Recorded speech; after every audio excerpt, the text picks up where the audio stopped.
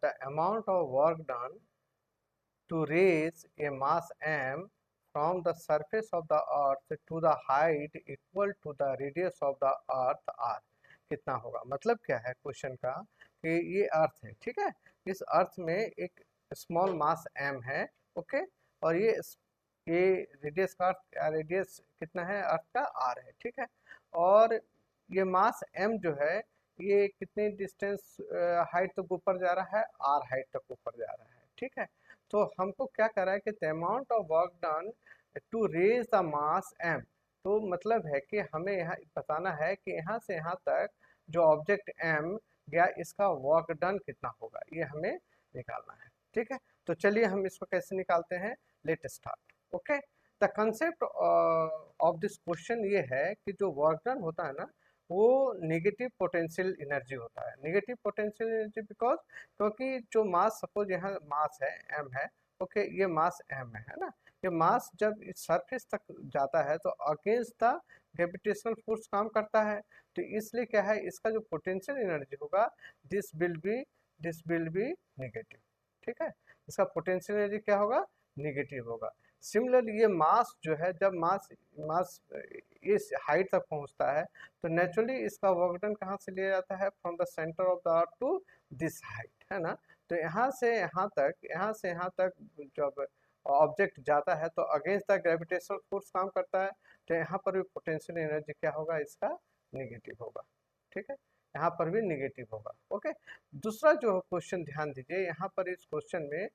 केवल potential energy ही mention किया गया है, काइनेटिक एनर्जी मेंशन नहीं किया गया है। मतलब क्या है, यहाँ काइनेटिक एनर्जी जीरो है, इस मीन्स ये जो सारा प्रोसेस है ये सारा प्रोसेस क्या है, स्लो प्रोसेस है, क्योंकि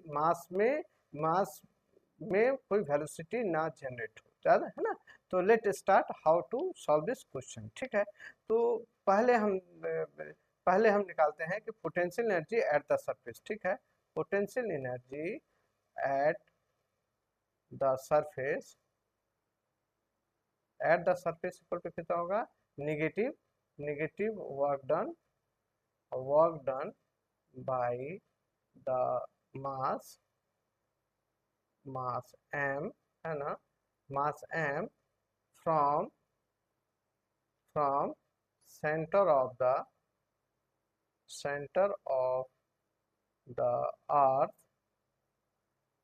अर्थ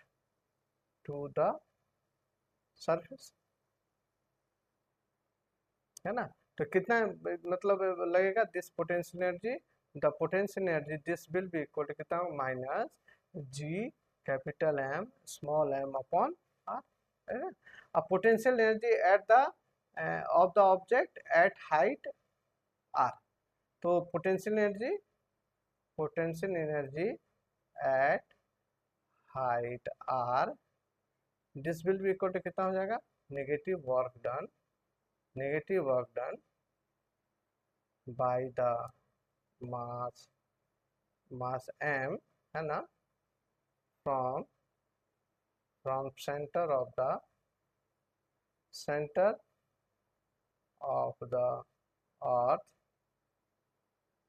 अर्थ टू द हाइट r, है ना। तो this will be equal to क्या, देखिए तो दो डिस्टेंस है r प्लस r, तो यहाँ पर पोटेंशियल एनर्जी कितना होगा, this potential energy equal to कितना होगा, minus G m upon r plus r, this will be equal to कितना हो जाएगा, minus G m upon 2r। Okay, तो अब क्या है कि आपको वर्क डन निकालना है, तो क्या है difference, the final, this is the final potential energy and ये इनिशियल पोटेंशियल एनर्जी। तो द वर्क डन जो होगा, द वर्क डन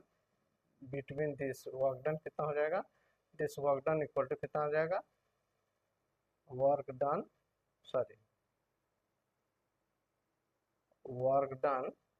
है ना, work done this will be equal to क्या जाएगा, this will be you final, suppose ये आपका जो क्या ना यू इनिशियल फाइनल एनर्जी, है ना, फाइनल पोटेंशियल एनर्जी, और क्या आ जाएगा ये इनिशियल पोटेंशियल एनर्जी, है ना। तो फाइनल पोटेंशियल एनर्जी माइनस